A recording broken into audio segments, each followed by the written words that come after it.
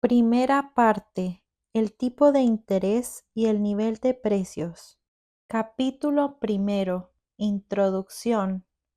Parte 1: Supuestos simplificadores y plan del ensayo.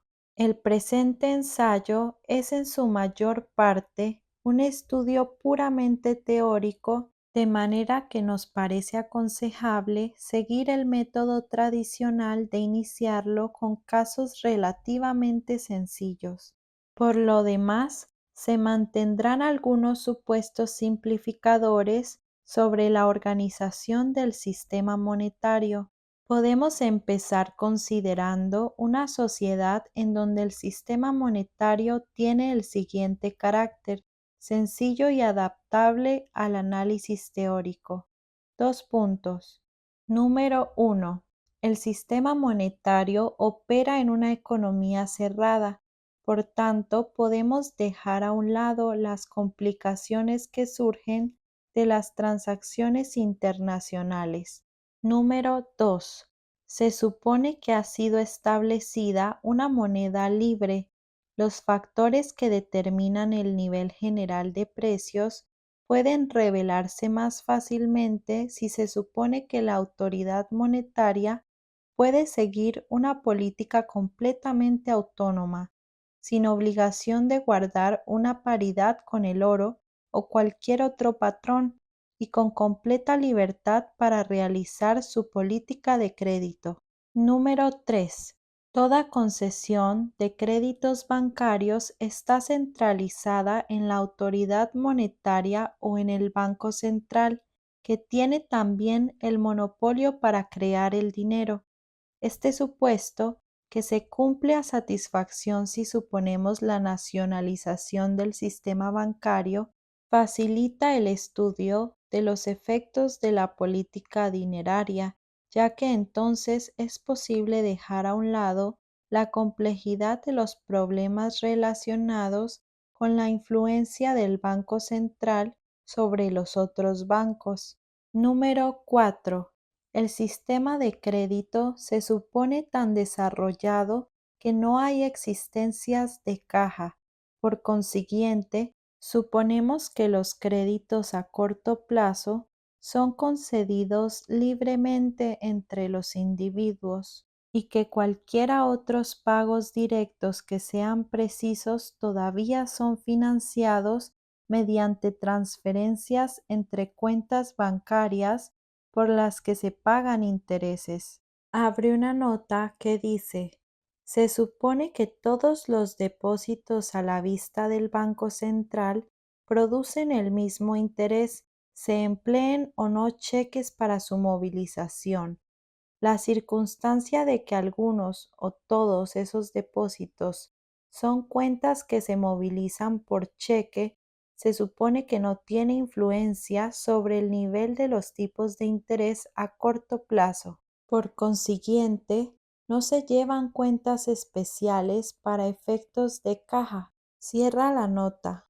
Estos supuestos facilitarán mucho nuestra exposición, pero como se indicará en el apartado 5 del capítulo 5, nuestros resultados no se modificarían sustancialmente si se hubiesen empleado en su lugar supuestos más reales. El resto de este capítulo será dedicado a una breve reseña de los factores que determinan las variaciones del nivel de precios.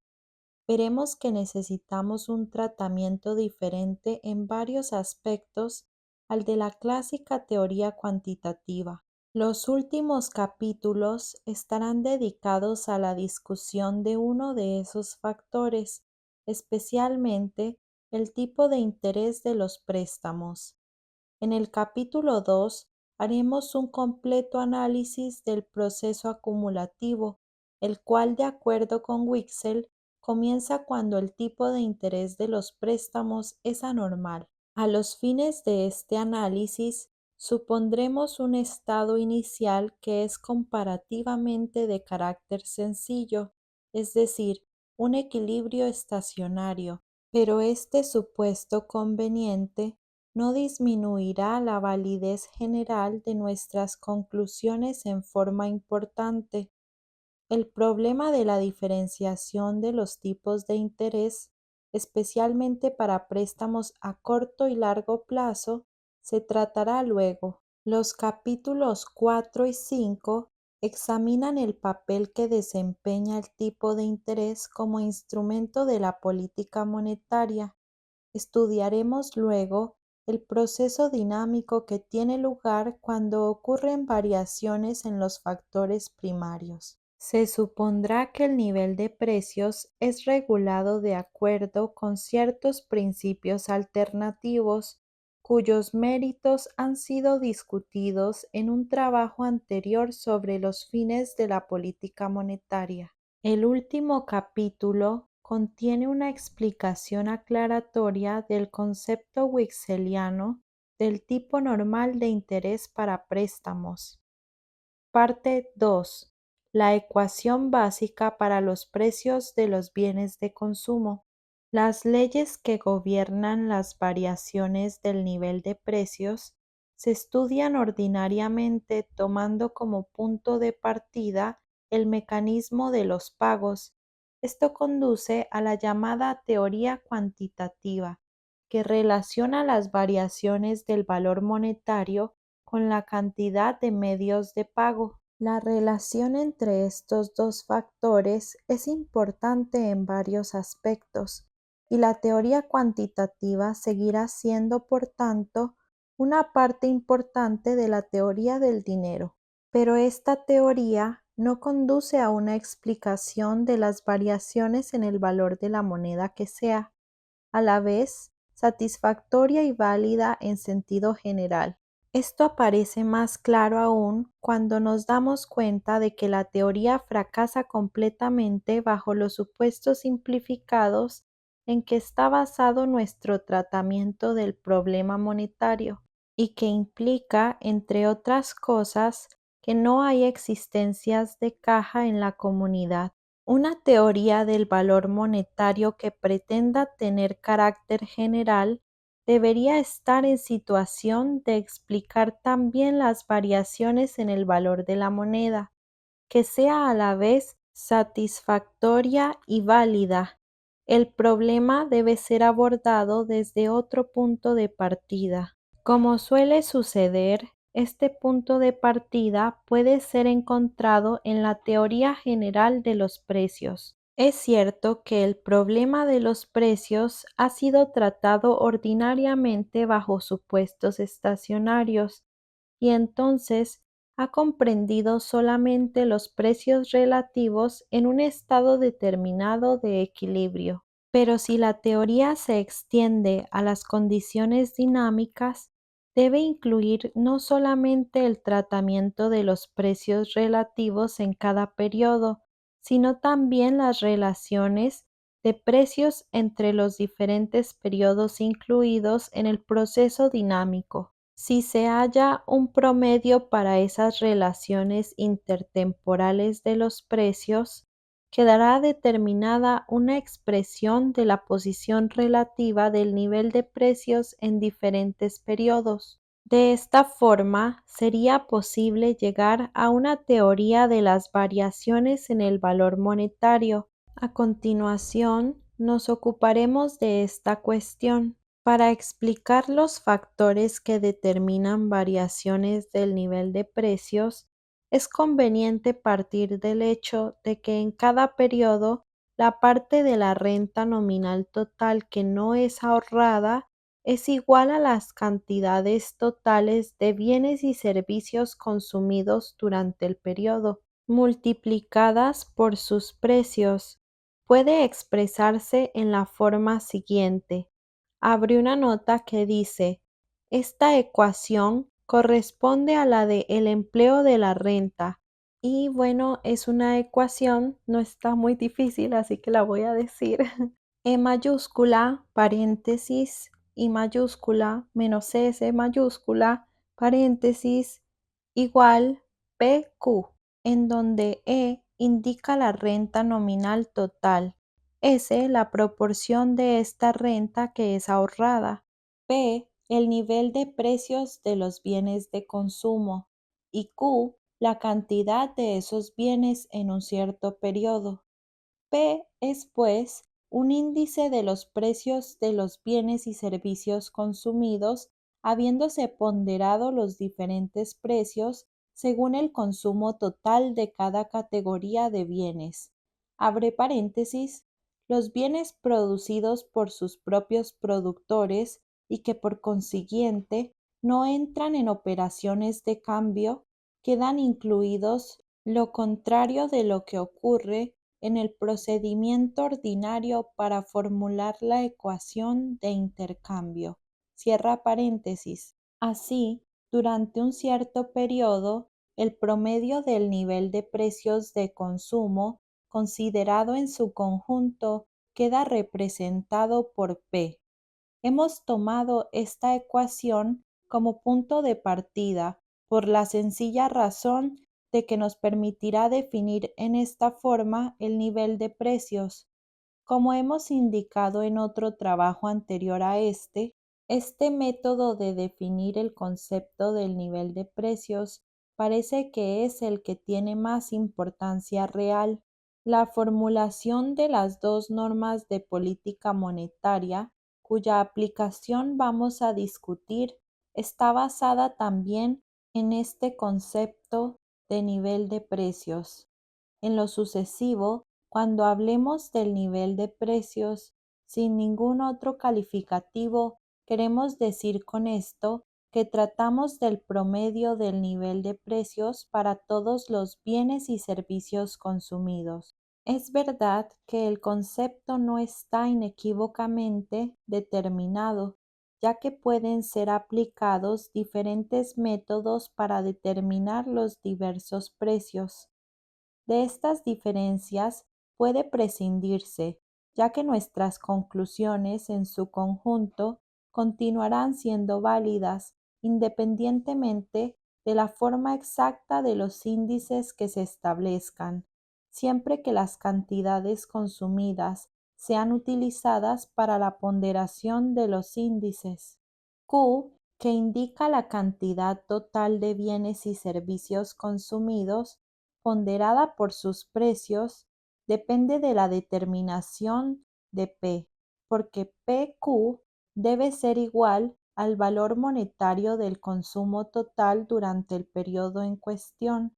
Por tanto, Q comprende el consumo de bienes y servicios que no son cambiados, pero que sin embargo tienen un valor de cambio. El miembro de la ecuación E abre paréntesis y menos S cierra paréntesis indica lo no ahorrado, esto es, la parte consumida de la renta nominal total. La determinación de esta parte es independiente de nuestras definiciones de ahorro y renta, si tenemos presente que el ahorro significa simplemente la diferencia entre renta y consumo. La significación exacta del concepto de renta es, sin embargo, de cierta importancia para un análisis satisfactorio. En este trabajo trataremos de emplear una definición de la renta que no es de uso ordinario, pero que parece ofrecer ciertas ventajas desde un punto de vista teórico. Parte 3. Una nueva definición de la renta. Según se ha explicado ya con más detalle en otro lugar, desde un punto de vista teórico, existen solamente dos conceptos de renta que sean enteramente consistentes.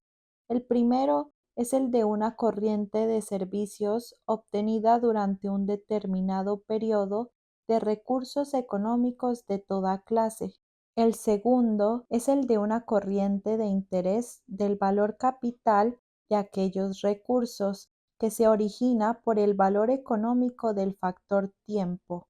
En el primer caso, debemos decir que los servicios no consumidos invertidos en bienes capitales han de ser tratados como servicios negativos para aquellos bienes capitales. El resultado lógico de esta posición, que ha sido el criterio sustentado por el profesor Irving Fisher, es que la renta neta es igual al consumo.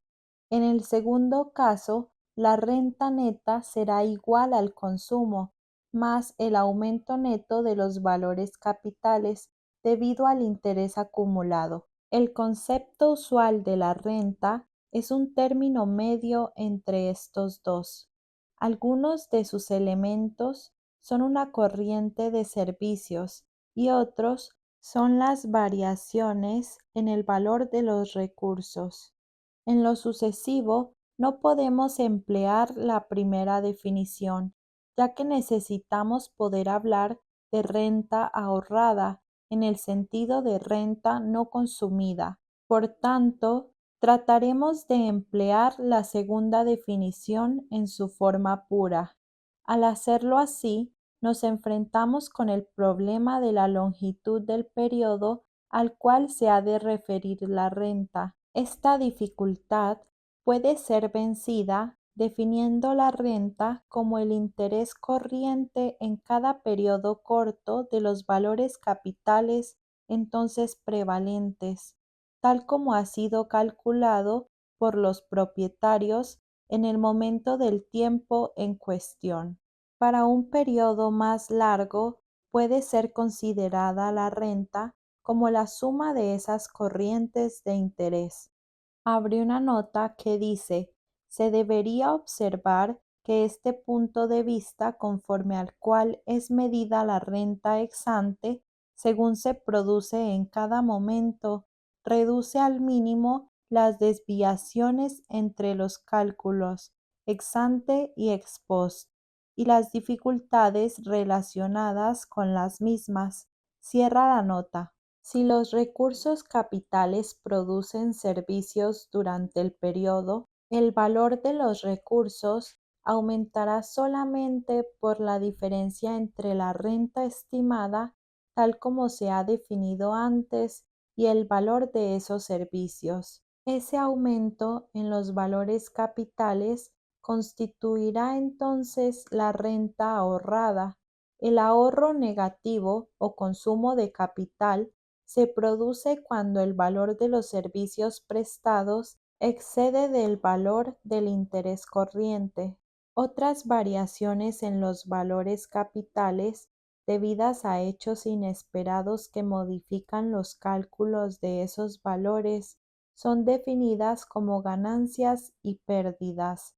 Son excluidas de la renta en el sentido que aquí le damos. Únicamente entra en el cálculo de la renta para los periodos futuros el interés basado en esas variaciones de los valores capitales. Nuestra definición de la renta como interés calculado en expectativa evita la necesidad de dividir las ganancias y pérdidas totales en ganancias y pérdidas de renta y ganancias y pérdidas de capital, estableciéndose así una distinción que se hace indispensable cuando se trata de cálculos de renta retrospectivos y de sus relaciones con los cálculos de expectativa. Cierra la nota.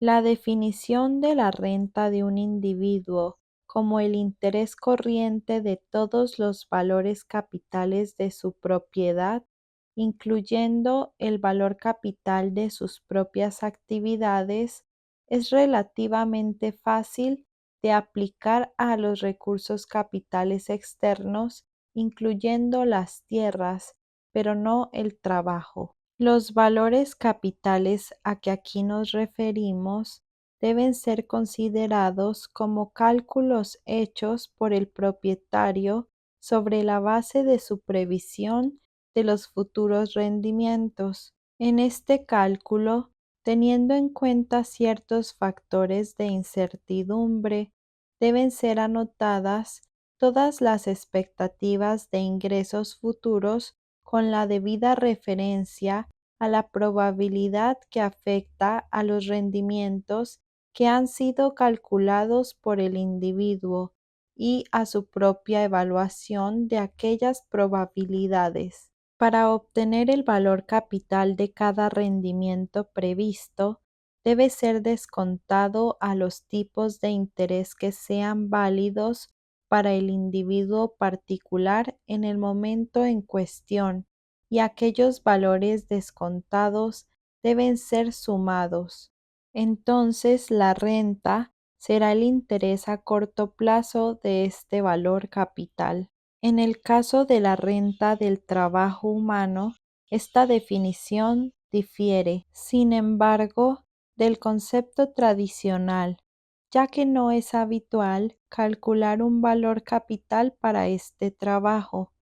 Los salarios recibidos por el obrero de una fábrica se consideran ordinariamente como renta, aunque puedan consistir en parte de la amortización del capital que representa el obrero. No obstante, es posible y desde algunos puntos de vista adecuado emplear un razonamiento análogo o similar en el análisis de la renta de trabajo. Este método, en casos particulares, dará resultados que difieren positiva o negativamente de los obtenidos por el método usual, pero para la comunidad en su conjunto, las diferencias tenderán a anularse. Como conclusión, será conveniente insistir sobre el hecho de que nuestras definiciones no son de importancia básica para el análisis de los factores que determinan las variaciones en el nivel de precios. Este problema, evidentemente, puede ser analizado también con la ayuda de otras definiciones de los conceptos básicos. De aquí que la validez del contenido real de nuestras conclusiones no dependerá de la aceptación de la definición de la renta que aquí se ha dado. Parte 4. Causas primarias de la variación del nivel de precios. Partiendo de nuestra ecuación básica, podemos establecer que una variación en P debe estar relacionada con otra variación en la expresión E, abre paréntesis, I menos S, cierra paréntesis, entre Q. En otras palabras, dos puntos.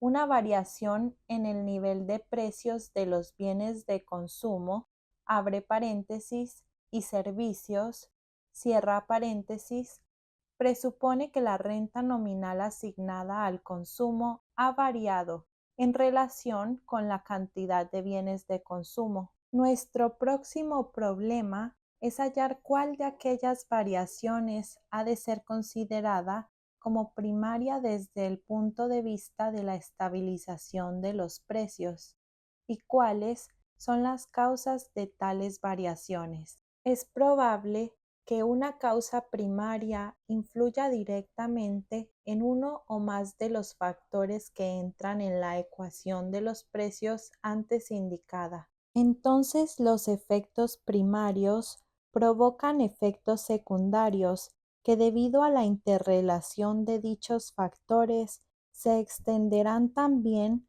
a aquellos que en un principio no eran afectados por la causa primaria. En ciertos casos, la causa primaria puede dar lugar directamente a una variación en el nivel de precios, que puede ser seguida por variaciones en los otros factores de la ecuación a medida que se adaptan al nuevo nivel de precios. En este caso, la variación en el nivel de precios es primaria en relación con las variaciones en los otros factores. Además, en otros casos, la causa primaria puede influir en primer lugar sobre los otros factores de la ecuación, pero sus variaciones pueden ocasionar una modificación subsiguiente en el nivel de precios. En estas circunstancias, se puede decir que la variación en el nivel de precios es de carácter secundario y que ha sido causada por la distinta relación entre la demanda y la oferta monetaria de bienes de consumo. Parte 5. El caso de previsión perfecta. Si por el momento suponemos que el futuro es completamente previsible por todos, las variaciones en el nivel de precios caerán dentro de la primera de las anteriores categorías, pues son primarias en el sentido de que las previsiones del individuo respecto a los desarrollos de los precios futuros son en cierta medida las causas de los desarrollos efectivos.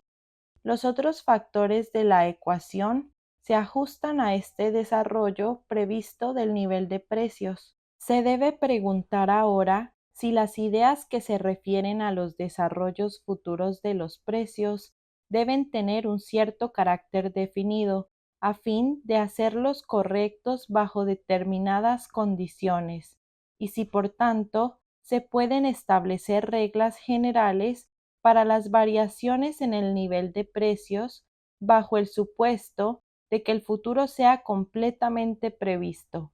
Esta cuestión se debe contestar en forma negativa si los supuestos simplificadores hechos aquí han sido cumplidos. El nivel de precios puede mostrar cualquier clase de variación, ya sea de uno o de otro periodo, en tanto que esas variaciones sean previstas en forma general. Esto es porque las variaciones previstas en el nivel de precios no tienen importancia económica, ya que no influyen en los precios relativos de los factores de producción y de los bienes de consumo, ni en la extensión y dirección de la producción. Un movimiento en el nivel de precios que sea previsto por cualquiera con suficiente anticipación puede ser tenido en cuenta en todos los contratos para el futuro. Cuando los contratos se refieren a transacciones y tanto las acciones del comprador como las del vendedor tienen lugar en el mismo momento futuro, el precio puede ser fijado en términos concordes con el nivel de precios que han de regir en aquel tiempo futuro. Abre paréntesis, por ejemplo, los contratos sobre salarios pueden ser fijados en relación con un definido índice del coste de la vida. Cierra paréntesis. Si el pago por un cierto servicio ha de ser hecho en un momento diferente a aquel en el cual el servicio ha sido prestado, cualquier variación en el nivel de precios que ocurra mientras tanto se puede tener en cuenta modificando el interés acumulado durante el periodo, de acuerdo con la variación en el valor de la moneda. Esto puede hacerse sencillamente elevando o disminuyendo el tipo de interés que habría estado en vigor con un nivel de precios constante en la cuantía del porcentaje del alza o baja del nivel de precios durante el periodo en cuestión. Abre paréntesis, si el tipo de interés para un nivel de precios invariable hubiera sido del 5% y el nivel de precios se eleva en un 2% durante el año, el tipo de interés para el año habría sido, por tanto, de un 7%.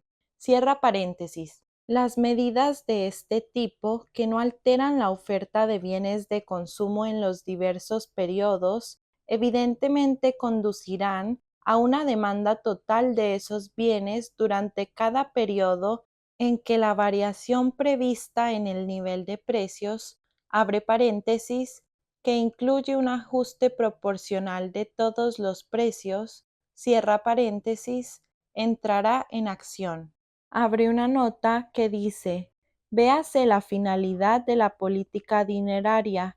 La afirmación hecha allí referente a la imposibilidad de una reducción deliberada del nivel de precios por más de un pequeño tanto por ciento anual, correspondiente al tipo de interés para un nivel de precios invariable, no es válida bajo el supuesto especial hecho aquí de que no hay existencias de caja en la comunidad, pues en este caso nada hay que impida la aplicación general de un tipo de interés negativo, Cierra la nota.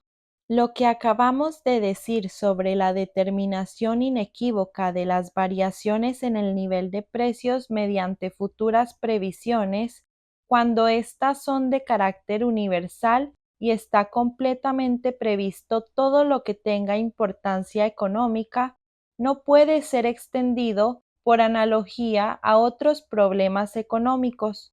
Por ejemplo, al de los precios relativos de los diversos artículos de consumo en un cierto periodo, con objeto de que en una fecha particular futura pueda ser realizable una expectativa de precios relativos, debe satisfacer ciertas condiciones definidas, de manera que esté conforme con el desarrollo general de los precios. De aquí se sigue que bajo el supuesto que acabamos de hacer, la autoridad monetaria debe adoptar una política del interés puramente pasiva, pues el desarrollo de los precios es el factor primario determinado inequívocamente por previsiones de carácter general, y el tipo de interés debe ajustarse a aquel desarrollo previsto de los precios, si el sistema no ha de quebrar. Abre una nota que dice: si se ha previsto en primer lugar un determinado desarrollo de los precios y más tarde resulta cierto que la autoridad monetaria aplicará un tipo de interés diferente del que corresponde a aquel desarrollo, el nuevo tipo de interés ejercerá inmediatamente un efecto infinitamente acumulativo sobre el nivel de precios, con resultados catastróficos. Por lo tanto, aquel supuesto es contrario a nuestra hipótesis de que el futuro está previsto completamente. Cierra la nota.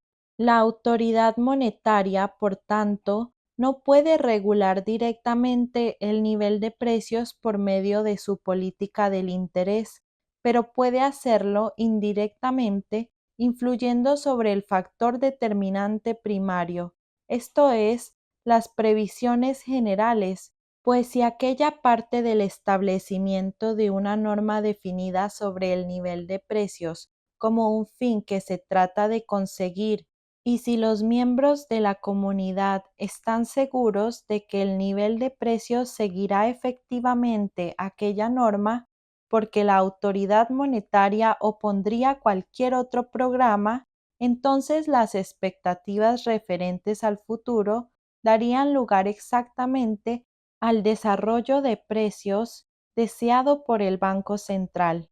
La única medida activa de política monetaria en este caso será, por tanto, la de establecer una norma para el valor del dinero. Parte 6.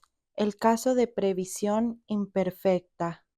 En las condiciones reales, cuando el futuro no está completamente previsto, el problema de las variaciones en el nivel de precios se hace más complicado, pues la realidad difiere de las condiciones anteriormente supuestas en tres aspectos. 2 puntos. Número 1. Los desarrollos reales difieren más o menos de lo que los individuos han esperado. Número 2. La incertidumbre por sí misma influye sobre la forma en que la gente considera los hechos futuros, de manera que sus expectativas tengan el carácter de cálculos de probabilidad que en la misma situación pueden diferir de uno a otro individuo. Abre paréntesis, opinión pesimista u optimista, cierra paréntesis. Número 3. Los diferentes individuos reaccionan en forma distinta ante la misma probabilidad. Abre paréntesis, valoraciones diferentes de los riesgos y ventajas debidas a diferencias en las cualidades personales o situación económica. Cierra paréntesis. Aunque como resultado de estas complicaciones es imposible expresar un proceso dinámico en un sistema único de ecuaciones simultáneas como las que antes hemos indicado. Sin embargo, es posible tomar la ecuación básica del precedente apartado como punto de partida, pues no obstante, estos supuestos realistas Es aún cierto que un cambio en el nivel de precios debe estar acompañado por una relación distinta entre la demanda total de bienes de consumo, dos puntos, abre paréntesis, I mayúscula menos S mayúscula, cierra paréntesis, y la oferta correspondiente, dos puntos, Q mayúscula. Sin embargo, ya no es posible considerar el desarrollo efectivo del nivel de precios como determinado, en última instancia, por las expectativas de los individuos que se refieren a su desarrollo, con la consiguiente adaptación de los otros factores que entran en la ecuación. Como hemos dicho antes, las ideas que se refieren al futuro tienen el carácter de cálculos de probabilidad basados en diferentes alternativas, y estos cálculos varían según los individuos. El desarrollo real de los precios, por consiguiente, como en el caso antes citado, no está determinado primariamente, ni es conocido por las previsiones individuales en el periodo inicial. Por tanto, tenemos que emprender una completa investigación sobre el problema de la forma en que las variaciones primarias influyen sobre los factores que entran en nuestra ecuación. Entre estas causas primarias forman un especial grupo las medidas de política monetaria. De acuerdo con nuestros supuestos básicos, la autoridad monetaria está en libertad de llevar a cabo una política monetaria completamente autónoma, y sus acciones, por tanto, pueden ser consideradas como causas primarias desde el punto de vista de la determinación de precios. Teniendo en cuenta que los desarrollos reales de precios no están determinados aquí en forma exacta y no son el resultado directo de las previsiones individuales, sino que aparecen como el resultado de un cierto número de causas primarias coadyuvantes. La autoridad monetaria tiene entonces oportunidades muy diferentes para influir sobre el nivel de precios. Otras causas primarias que han de ser tenidas en cuenta aquí se refieren a las funciones que determinan la demanda de bienes de consumo, la oferta de servicios productivos y el resultado de la cooperación de los servicios productivos.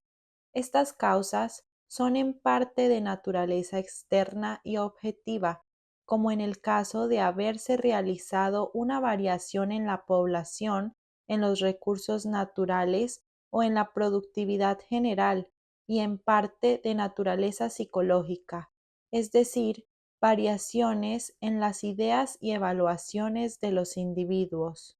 Ahora bien, dos puntos.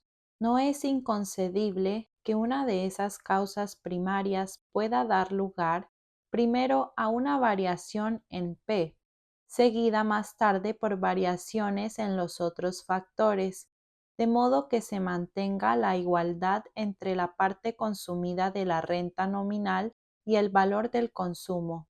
Cuando se analiza una comunidad cerrada, abre una nota que dice: nuestra presente discusión está basada sobre ese supuesto. Bajo condiciones reales, cuando un país tiene relaciones internacionales y su nivel de precios está conectado en muchas formas con los niveles de precios extranjeros, pueden ser multiplicados hasta el infinito los ejemplos de hechos que empiezan por afectar a P. Cierra la nota. Es pues posible concebir cierta clase de legislación general de tasas máximas o mínimas, acompañada de una organización administrativa que asegure su cumplimiento. La otra alternativa es que se puede concebir que todos los productores de bienes de consumo están de acuerdo respecto a ciertos precios definidos para sus productos, sin tener en consideración si la demanda variará en relación con la oferta. P está entonces determinado primariamente y los otros factores se ajustan a P. pero estos casos son excepcionales. Por regla general, los hechos primarios influyen inicialmente sobre uno o más de los otros factores de la ecuación, en tanto que el resultado sea una relación variable entre la demanda y la oferta de bienes de consumo. La alteración del nivel de precios será causada por las variaciones de los factores en cuestión. Con esto no queremos decir que P sea normalmente un elemento completamente pasivo, pero en primer lugar deberíamos observar que P, especialmente en el caso de variaciones temporales, tiene una tendencia a permanecer invariable debido a la inercia del proceso de la determinación de los precios.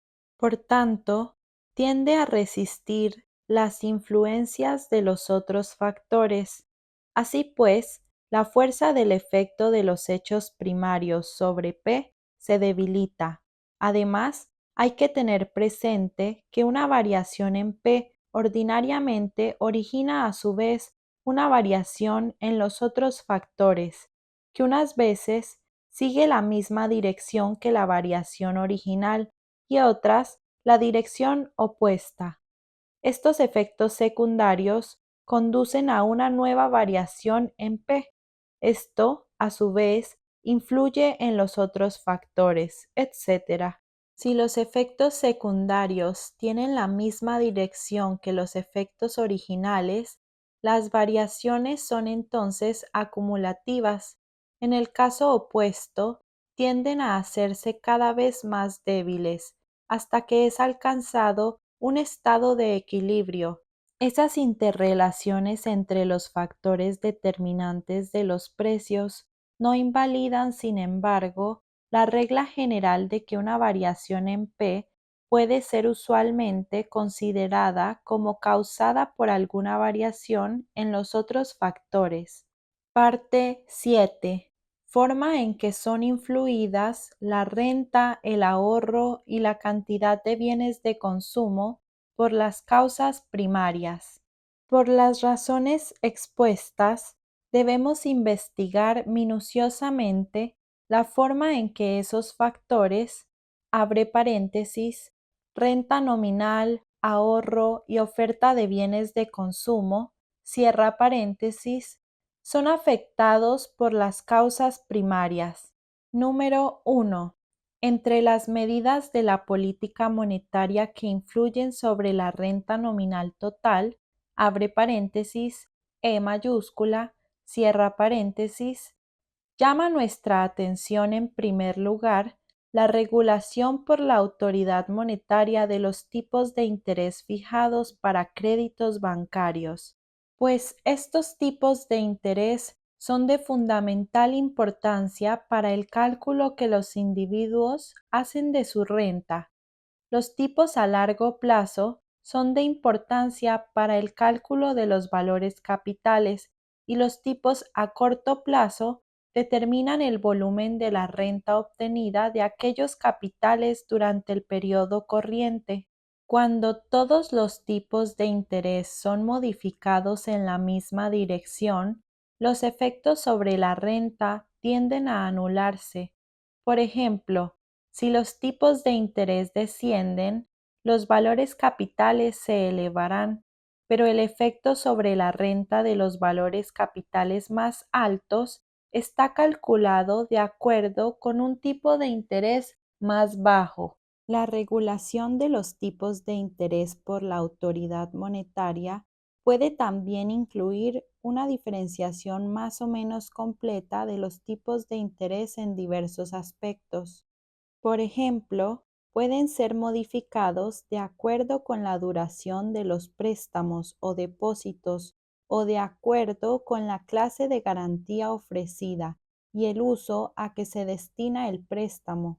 El proceso completo para realizar estipulaciones referentes a facilidades del crédito es de importancia como un factor determinante para los tipos de interés que los individuos aplicarán a sus cálculos de la renta.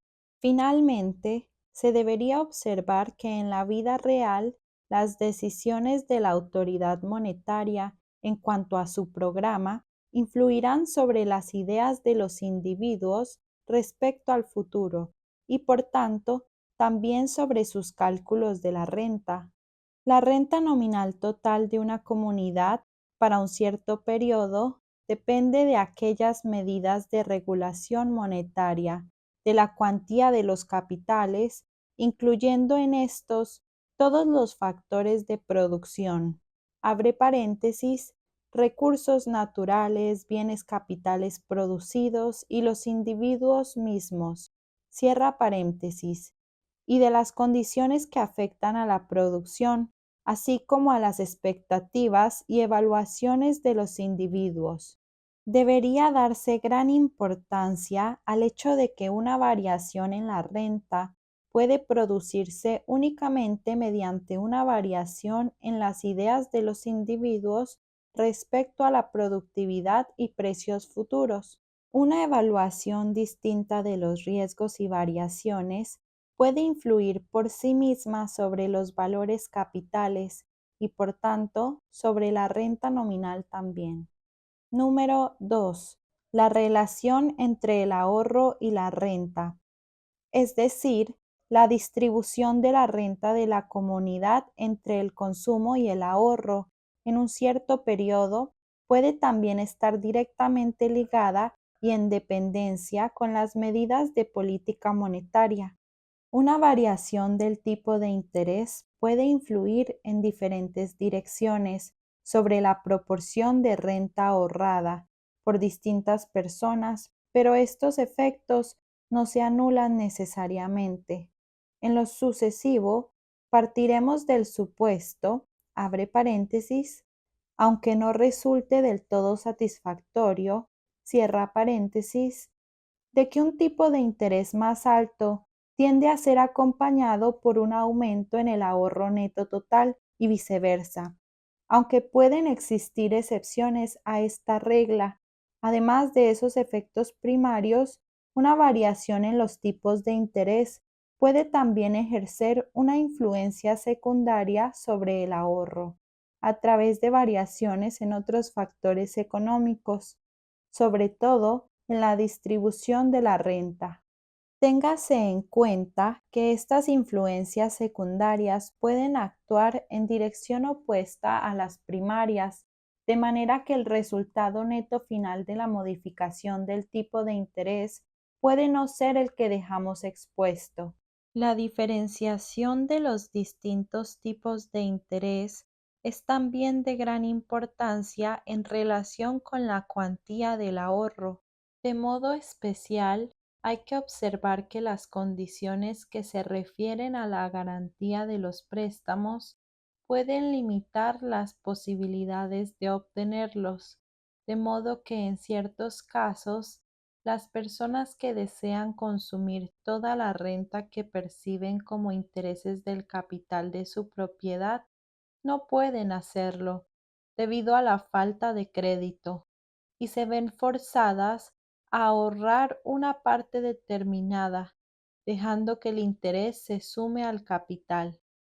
Abre una nota que dice, por ejemplo, el propietario de un bosque recién plantado, cuya corta no se efectuará hasta dentro de un periodo distante, está facultado para considerarse en el presente como receptor de la renta procedente del valor capital del bosque, renta que se manifiesta en el aumento del valor capital por el aumento del interés. Pero si no es capaz de obtener un préstamo sobre su propiedad forestal y no tiene capital que consumir, no podrá consumir aquella renta y se verá forzado a ahorrarla. Cierra la nota. Abre paréntesis. Esta forma de ahorro pudiera ser denominada ahorro forzado. Cierra paréntesis.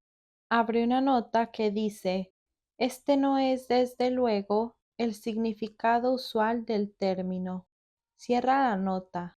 Finalmente, debería añadirse que la autoridad monetaria, abre paréntesis, en colaboración con el gobierno, está en una situación adecuada para influir sobre el ahorro total de la comunidad mediante la política financiera. Entre las causas primarias que influyen sobre el ahorro, pero que no son de carácter monetario, deben llamar nuestra atención las variaciones en el volumen, la distribución de la renta nacional y la actitud psicológica de los individuos en relación con el examen de la situación presente y futura. Esta última depende en parte de su evaluación de las necesidades presentes y futuras similares y en parte de sus puntos de vista respecto a las posibilidades futuras de satisfacer esas necesidades. No es necesario aquí investigar con más detalle las variaciones en el ahorro en casos distintos. Será suficiente observar que en nuestras definiciones de la renta y del ahorro deberíamos en ciertos casos clasificar como renta negativa, es decir, como consumo de capital, lo que es considerado ordinariamente como renta consumida y viceversa. Número 3. Por último, las cantidades de bienes de consumo, abre paréntesis, Q, cierra paréntesis, ofrecidas a la venta en un cierto periodo, abre paréntesis, cuyo total depende en parte del volumen de producción y en parte de las variaciones de los stocks durante el periodo, cierra paréntesis. Pueden ser también influidas directamente por la política monetaria. Una variación en los tipos de interés afecta a la oferta de bienes de consumo directamente, provocando variaciones en la proporción de estos bienes retenida en los stocks y a la larga dando lugar a reajustes de la producción en relación con su producción presente y futura. Una reducción en el tipo de interés a corto plazo conduce pronto al aumento de los stocks, ya que reduce los gastos de almacenamiento. Esto da lugar a una oferta más reducida de bienes de consumo. Por el contrario, un tipo de interés más alto conduce a una reducción de los stocks y a un aumento de la oferta. Los reajustes en la producción son debidos al cambio en la relación de los precios de los bienes capitales y de las mercancías de consumo que tiene lugar por la modificación en el tipo de interés a largo plazo.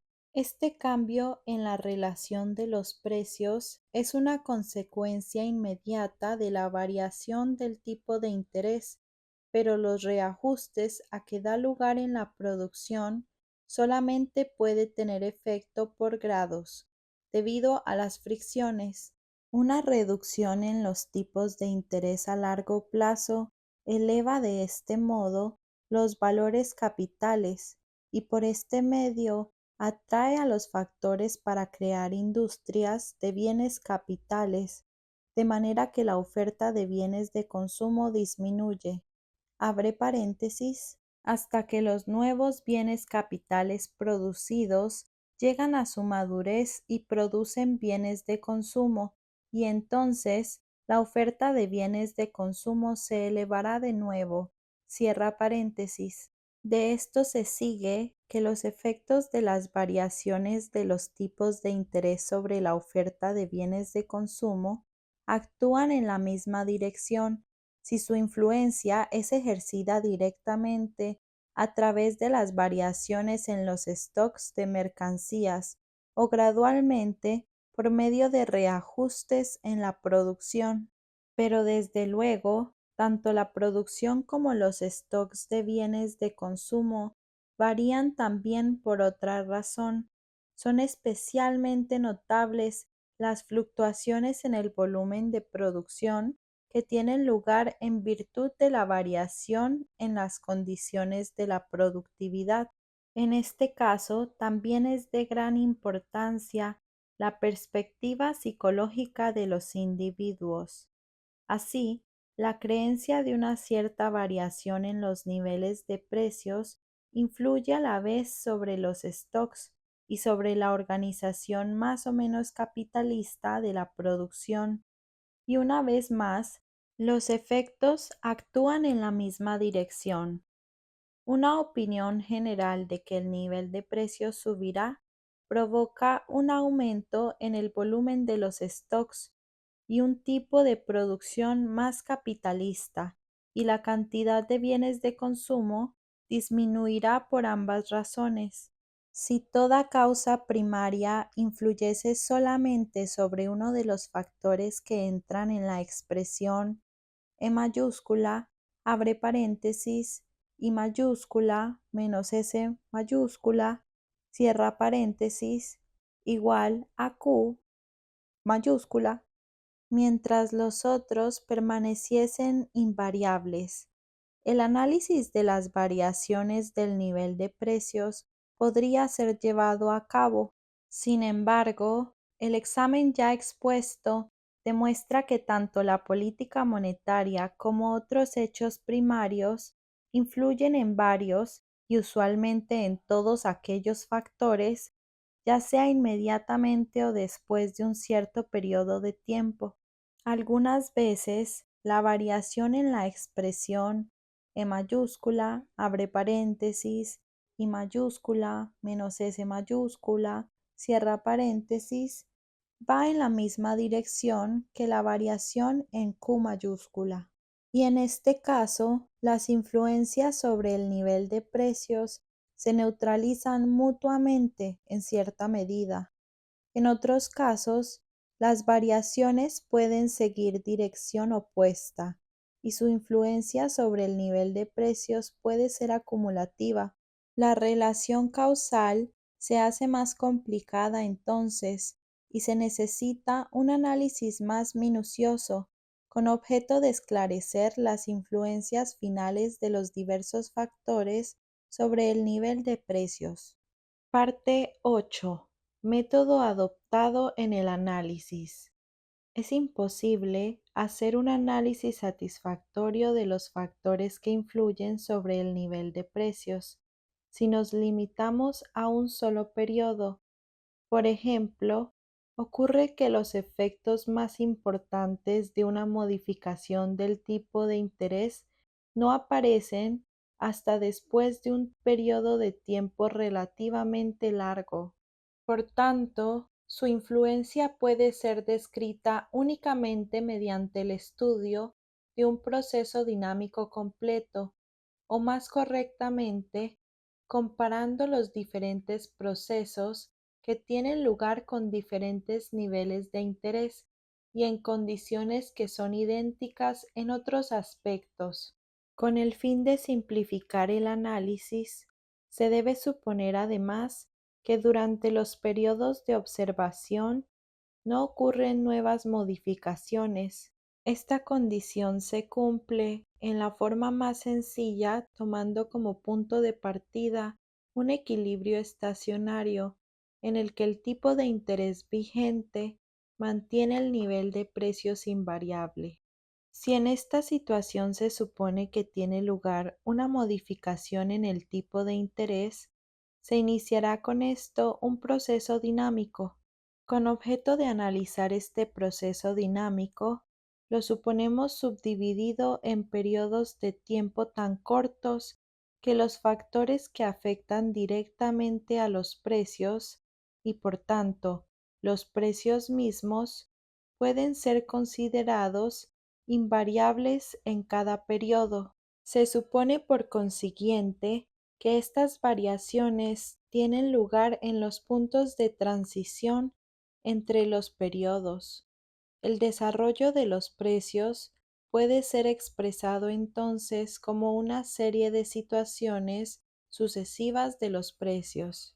Suponemos además que en cada uno de estos cortos periodos de tiempo Los individuos tienen perfecto conocimiento de los precios que rigen durante el periodo y que sus acciones sobre la oferta y demanda están determinadas por aquellos precios, los cuales de este modo son consistentes con sus acciones. Las situaciones de precios serán entonces estados de equilibrio, en el sentido de que habrá igualdad entre la oferta y la demanda durante el periodo. En esta forma puede ser expresada la formación de los precios en un sistema de ecuaciones para cada periodo. Abre una nota que dice: como ya hemos expuesto, es más difícil aquí, abre paréntesis, en contraste con el caso en que el futuro está completamente previsto, cierra paréntesis, combinar las ecuaciones válidas para cada periodo en un sistema unificado, debido a las variaciones que tienen lugar en algunos casos, previstos únicamente como probabilidades. Hay que establecer un nuevo sistema de ecuaciones para cada periodo. Cierra la nota. Las variaciones en los diversos precios y en el nivel de precios de un periodo a otro dependerán de las variaciones de los factores determinantes de los precios que se supone que tienen lugar en la transición entre los diferentes periodos. Teniendo en cuenta que una relación de la serie completa de las situaciones de los precios en un proceso dinámico dado ocuparía mucho espacio, nos limitaremos a continuación al análisis de lo que sucede en unas cuantas situaciones típicas. Las condiciones determinantes de los precios en estas situaciones serán explicadas como el resultado del proceso que ha tenido lugar en el tiempo intermedio entre las situaciones típicas elegidas. Como regla general, describiremos estas diferentes situaciones típicas empleando los correspondientes supuestos alternativos, pues los efectos de una variación no pueden ser determinados inequívocamente, ya que dependen de la naturaleza del estado original y de las reacciones de los individuos en diferentes situaciones. Con objeto de no limitar nuestra exposición a supuestos que son por completo demasiado especiales y por otra parte, con el fin de no debilitarla demasiado por el empleo de supuestos indefinidos, nos ha parecido conveniente emplear supuestos alternativos para hacer más precisas nuestras conclusiones.